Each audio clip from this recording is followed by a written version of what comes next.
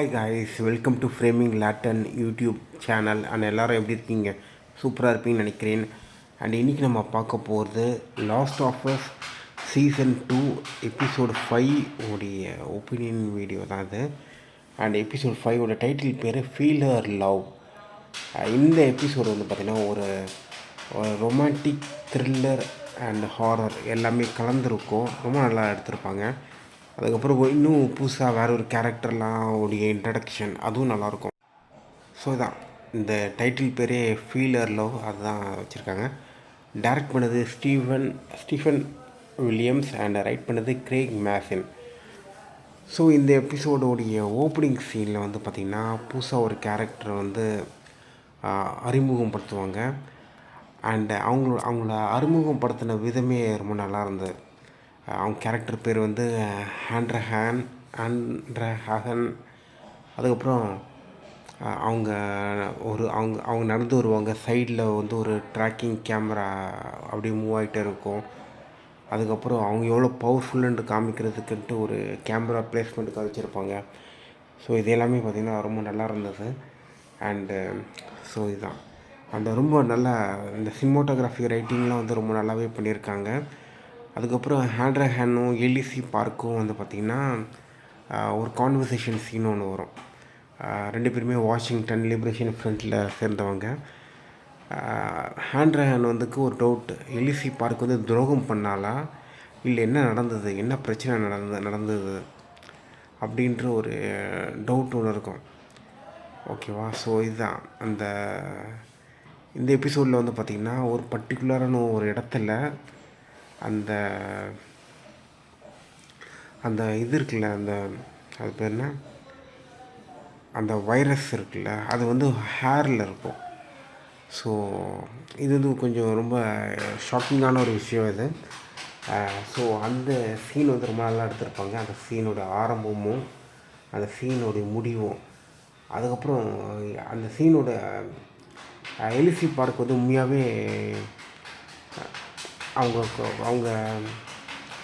வந்து ஒரு டிசிஷன் ஒன்று எடுத்திருக்காங்க. அது வந்து நமக்கு காமிக்க மாட்டாங்க. அந்த டிசிஷனில் வந்து பார்த்திங்கன்னா பல பேர் இறந்துருவாங்க. அந்த டிசிஷனை வந்து நியாயமானதா, அது வந்து எலிசி பார்க்க பொறுத்த வரைக்கும் வைரஸ் ஸ்ப்ரெட் பண்ணக்கூடாது. அண்டு அந்த இறந்தவங்களுடைய நோக்கமும் அதுதான். ஸோ இதான் இந்த டிசிஷன் வந்து எடுத்ததுனால அவங்க நிறைய பேர் இறந்ததுனால ஹரஹன் அவங்க வந்து இன்வெஸ்டிகேஷன் பண்ணுவாங்க. ஸோ இதுதான். அண்ட் இதில் எண்டிங், அந்த கான்வர்சேஷனோட எண்டிங் வந்து அதுவும் ஒரு சின்ன ஒரு ட்விஸ்ட் மாதிரி ஒன்று சொல்லுவாங்க. அதுவும் நல்லா இருந்தது.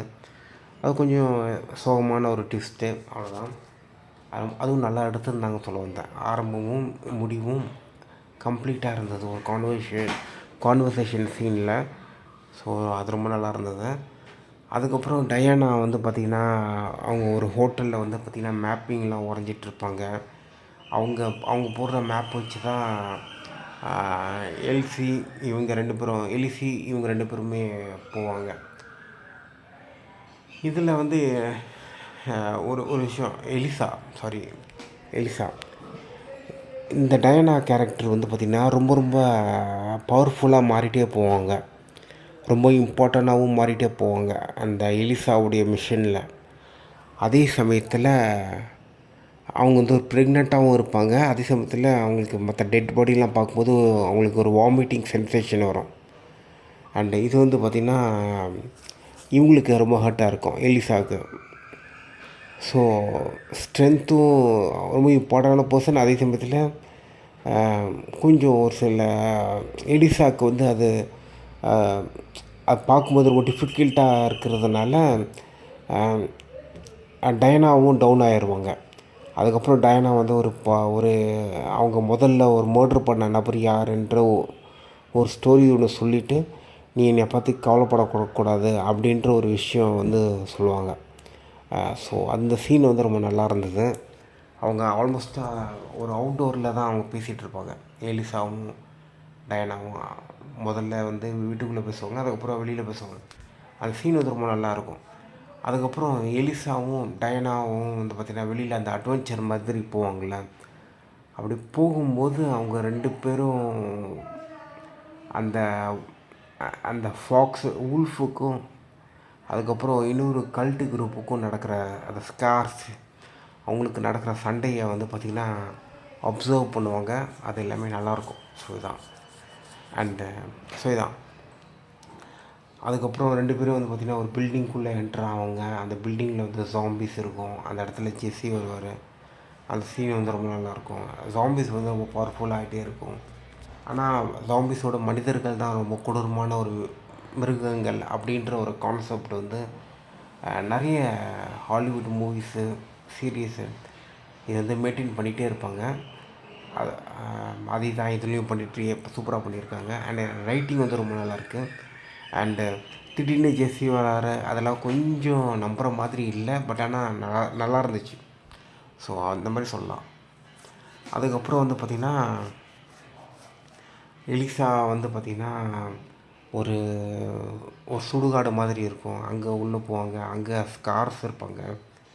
ஸ்கார்ஸ்கிட்டேயும் தப்பிச்சு போயிட்டு ஊல்ஃப்கிட்டேயும் தப்பிச்சு போயிட்டு அதுக்கப்புறம் எலிசா வந்து வேற ஒரு இடத்துக்கு போயிடுவாங்க. அங்கே வந்து அந்த அவங்க பேர்னா நோராவை மீட் பண்ணுவாங்க. நோரா வந்து அவங்களுடைய கில் லிஸ்ட்டில் இருக்காங்க. அதுக்கப்புறம் நோரா வந்து பார்த்திங்கன்னா அந்த இந்த இந்த எபிசோடோடைய ஓப்பனிங் சீனில் வந்து ஒரு அம்மா இருப்பாங்களே எலிசா, அவங்க ஒரு கதை சொல்லுவாங்கள்ல. ஒரு இடத்துல வந்து ஃபுல்லாக பாய்சனஸ் கேஸாக இருக்குது, பாய்சனஸ் இல்லை வைரஸாக இருக்குது. அந்த இடத்துல வந்து நோராவும் இவங்களும் போயிடுவாங்க. பேர் என்ன, எலிசாவும். ஸோ எலிசா வந்து நோரா கிட்டேருந்து தப்பிச்சு போவாங்க. அந்த சீனுடைய அமைப்பு எல்லாமே நல்லா இருந்தது. அந்த காட்சிகளோட அமைப்பு, அந்த சேசிங் சீனு, அதுக்கப்புறம் எலிசா வந்து பார்த்திங்கன்னா உல்ஃப் அவங்க எல்லாமே ஷூட் பண்ணுவாங்க. இந்த வாஷிங்டன் லிபரேஷன் ஃப்ரண்ட் அவங்க எல்லாமே ஷூட் பண்ணுவாங்க. ஸோ அந்த சீன் வந்து ரொம்ப நல்லா எடுத்திருந்தாங்க. அண்டு எலிசா வந்து பார்த்திங்கன்னா அந்த வைரஸ் இருக்கும்ல ஹேரில், அந்த இடத்தெல்லாம் கொஞ்சம் அப்படியே சுற்றி பார்ப்பாங்க. ரொம்ப வித்தியாசமாக பார்த்துட்டே இருப்பாங்க. அவங்களுக்கு வந்து இது எதிர்பார்க்கவே இல்லை. அதுக்கப்புறம் வந்து பார்த்திங்கன்னா நோராவுடைய கத்துற சவுண்டு வந்து அவங்களுக்கு கேட்கும். ஒரு மாதிரி ப்ரீத்திங் டிஃபிகல்ட்டாக ப்ரீத் பண்ணுவாங்க. அது கேட்ட உடனே அவங்களுக்கு தெரிஞ்சிடும் நோரா வந்து இன்ஃபெக்டட் ஆகிட்டா. அண்ட் ஆப்வியஸ்லி எலிசா இன்ஃபெக்ட் ஆக மாட்டா. ஸோ அந்த சீன் வந்து ரொம்ப நல்லா எடுத்திருப்பாங்க. ஸோ இதான் அண்டு எலிசாவும் நோராவுக்கும் நடக்கிற ஒரு கான்ஃப்ரன்ட்ரேஷன், ஒரு கான்ஃப்ளிக்ட், ஒரு ஒரு ஒரு டார்க்கான ஒரு கான்வர்சேஷன். அண்டு எலிசா ஐநோன்னு சொல்லுவாங்களே அந்த சீனு, அது வகை அது எல்லாமே நல்லாயிருக்கும். ஸோ இதுதான் அண்டு ஃபைனலாக வந்து பார்த்திங்கன்னா எலிசா வந்து நோராவை ஆக்சுவலி கொல்ல மாட்டாங்க.